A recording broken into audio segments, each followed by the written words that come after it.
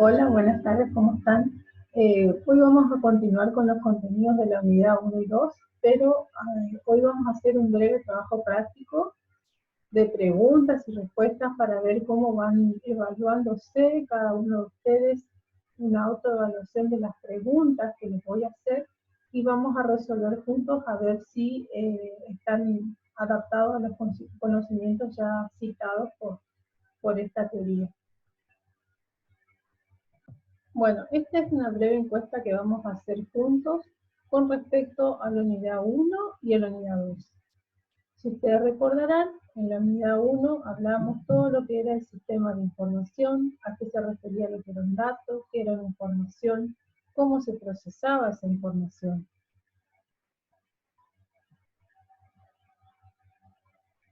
Habíamos hablado de lo que eran los datos, el concepto de un dato, qué era el concepto de una información, cuáles son las fuentes de origen interno y externo que podemos tener sobre una información, cuáles son las fuentes primarias y secundarias, la información y la toma de decisiones, cuál era la importancia de tomar una decisión, a qué alcance se refería, la estructura temporal, cuando la información es precisa, es frecuente, la forma en que se presenta, ya sea en forma gráfica, en forma de gráficos, estructura, de texto, de imágenes, cuáles eran las condiciones de la información, el uso de la información en una forma ética, es decir, la conservación de esa información, la relevancia, la oportunidad y la pertinencia, ya sea cuando nosotros estamos en presencia de una información confiable o una información íntegra.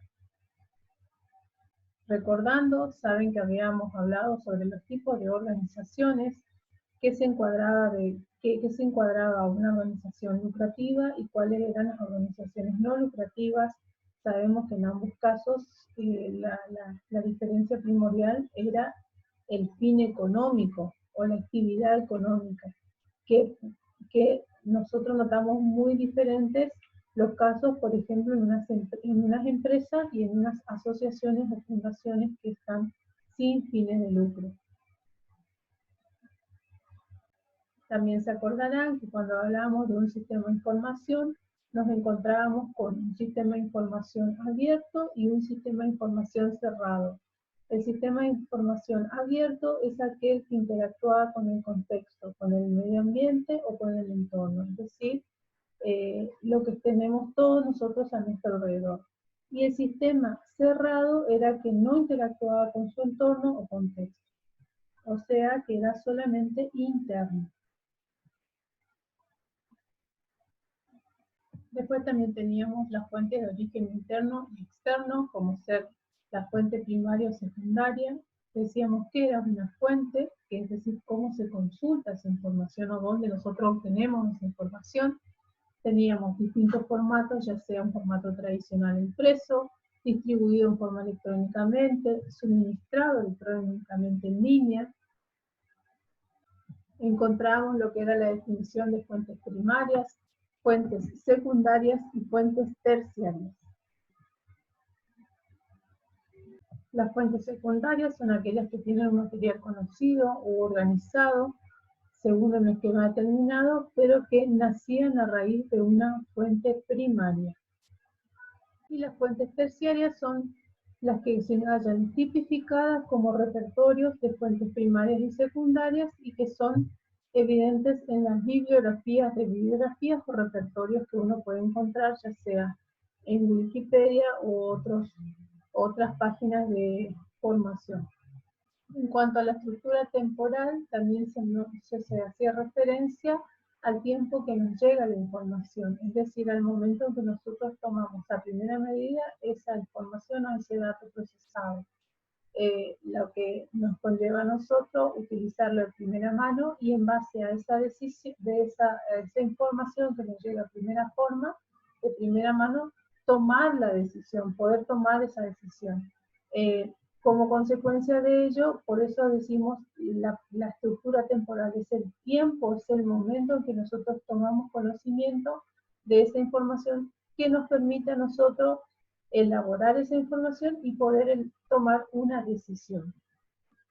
Recordando algo más, teníamos que dentro de esa estructura temporal podíamos clasificar información histórica, que son acontecimientos ya ocurridos, que hacen comparaciones con la situación actual, por ejemplo, volúmenes de venta, comparaciones con año anterior, ya sea de estadísticas, censos, información actual, sucesos que han ocurrido recientemente, ya sean horas, minutos, días, y la información predictiva son las que están elaboradas en base a presupuestos o hechos que todavía no han ocurrido, pero también tienen ciertos estudios que se basan en información histórica y actual, de manera tal que uno puede predecir ciertos comportamientos, por ejemplo, lo que es la naturaleza. Ustedes saben que se hace una evaluación del índice de lluvias que han ocurrido en años anteriores, de sequías que han ocurrido en años anteriores, el índice de lluvia que ha caído en los recientes días o semanas, y en base a eso se hace una predicción. Es decir, en la estructura temporal siempre tenemos los elementos que están encadenados o relacionados. Siempre tenemos una base histórica para tener un parámetro con cual medir, una información actual, que son situaciones ad hoc, situaciones que se presentan dada mucho más lo que son factores climáticos, son situaciones muy particulares, y la información predictiva se puede elaborar en base a estas dos también. Citábamos la importancia en el uso de la información en cuanto a que sea pertinente, confiable e íntegra. Pertinente es decir, oportuna en el momento preciso, que sea confiable, que sea significativa, que sea íntegra, es decir, que complete, que sea, que exprese todo lo que tiene que determinar sobre una cierta situación.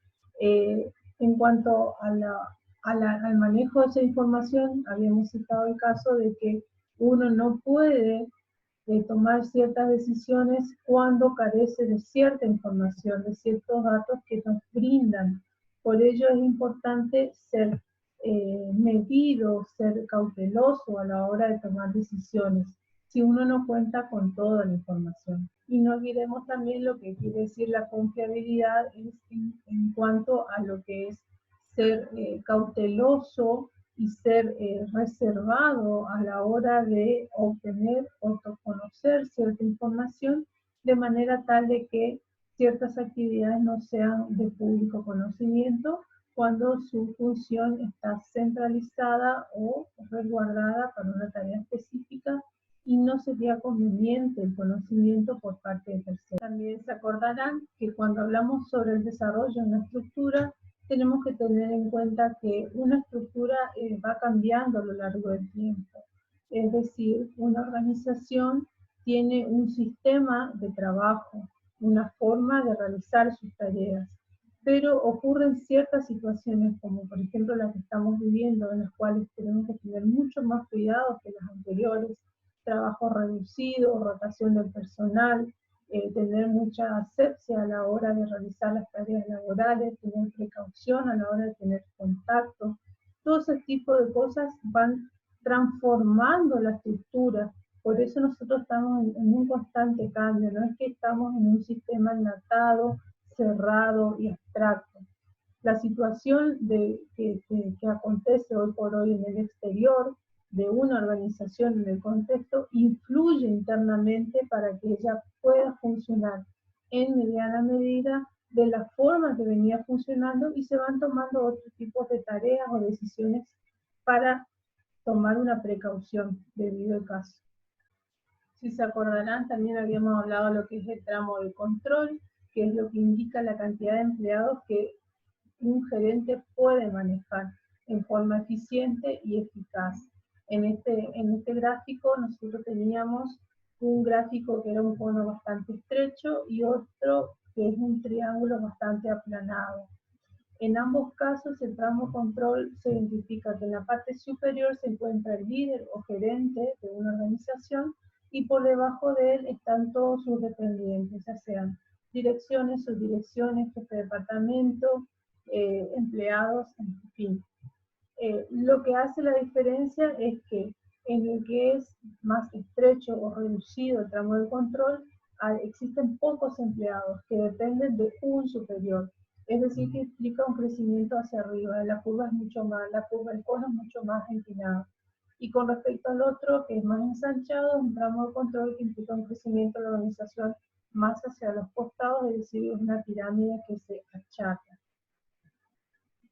También habíamos citado los conceptos de que es centralización y descentralización dentro de un ámbito laboral, que teníamos esta imagen en la cual en la actividad centralizada las personas están dependientes o toman sus decisiones a raíz de lo que digan los niveles más altos o superiores de una organización. En cambio, en la descentralización ocurre todo lo contrario cuando son tomadas las decisiones por los empleados que ocupan posiciones inferiores. También recordarán que a través de la centralización y descentralización siempre existe un manual de misiones y funciones en cada puesto de trabajo, donde se explican las tareas encomendadas por cada persona que realiza su tarea y en forma taxativa qué es lo que puede hacer y lo que no puede realizar. En cuanto a lo que hablábamos de la función de organización y estructura organizacional, también de la unidad 1, hablamos sobre los criterios tradicionales para estructurar una organización, que teníamos lo que era el enfoque funcional, el enfoque diccional y el enfoque matricial. Con respecto al enfoque funcional, se acordarán que hablábamos sobre los departamentos que se agrupaban por funciones o por tareas, es decir, basado en una misma habilidad. En cuanto hablamos de enfoque divisional, es cuando los departamentos se agrupaban en divisiones con base en los resultados organizacionales. Por ejemplo, la sección economía, la sección compras, la sección producción, la sección departamento personal. Y el enfoque matricial, este enfoque también denominado agrupamiento multienfocado, que es la combinación de las estructuras funcional y la divisional. La matricial se refiere netamente a la estructura en su todo, es decir, un área no funciona por sí sola. Ustedes sabrán que, por ejemplo, el departamento de producción de una fábrica no se maneja por sí sola, necesita el departamento de compra de insumos. A la vez, el departamento de compra de insumos necesita del departamento de contabilidad o tesorería que realice las compras, o sea, realice la implicación de los pagos. Compra realiza la adquisición de los insumos para el sector producción. Producción elabora el producto, pero una vez que sale del sector de producción, va a la sección de almacenes o puestos de venta. Una vez que está en sección de almacenes o puesta de venta, quiere decir que está disponible, pero necesita de otra sección que sería la encargada de la puesta en manos del consumidor. Y con respecto a lo que es la unidad 2, hablamos de lo que es la circulación de la información vertical y horizontal. Es decir, tenemos los elementos de una información, cómo se suministra esa información, ya sea en forma vertical o horizontal. Algunos compañeros me han hecho cuestiones sobre cómo aplicar esos conceptos de acuerdo a su ámbito laboral.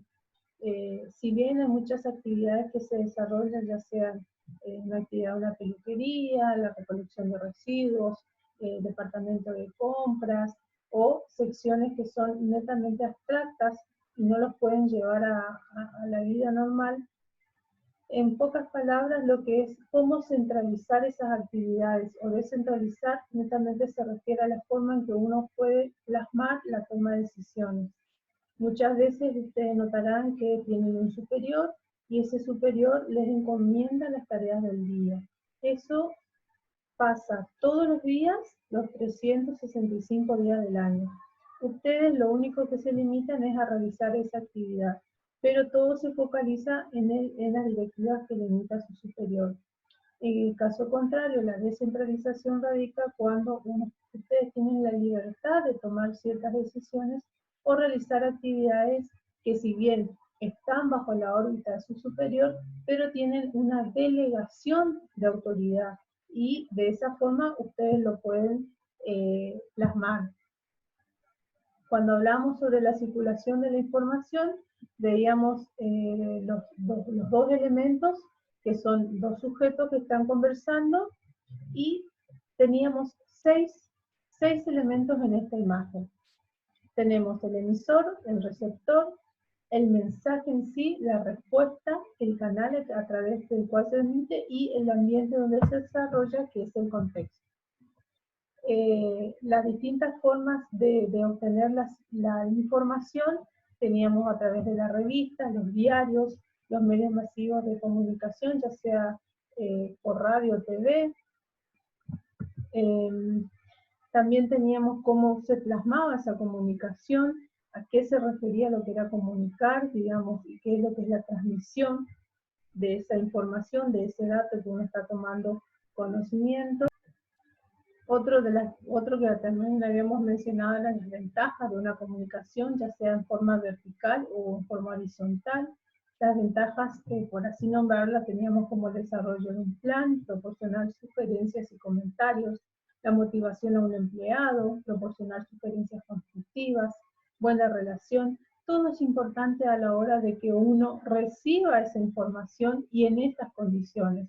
Cuando se hace más ameno la convivencia laboral, todas estas situaciones se hacen en forma más aceitada, se realizan en forma más aceitada.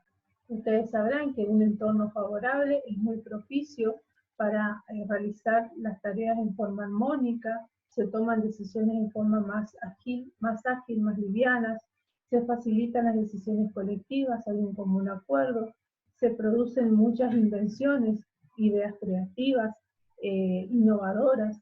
Como limitaciones podíamos encontrar dentro de la comunicación vertical los cambios de información que se suscitan constantemente y la falta de criterio a realizar esos cambios, el miedo a la ineficiencia, que muchas veces uno por temor a realizar una actividad en forma equívoca no toma la decisión y también genera un inconveniente al no tomar la decisión y esperarlo, se produce el cuello de botella, como se dice generalmente, porque hay muchos pedidos, pero bueno, no está descifrada la actividad que se va a hacer, entonces se pausa.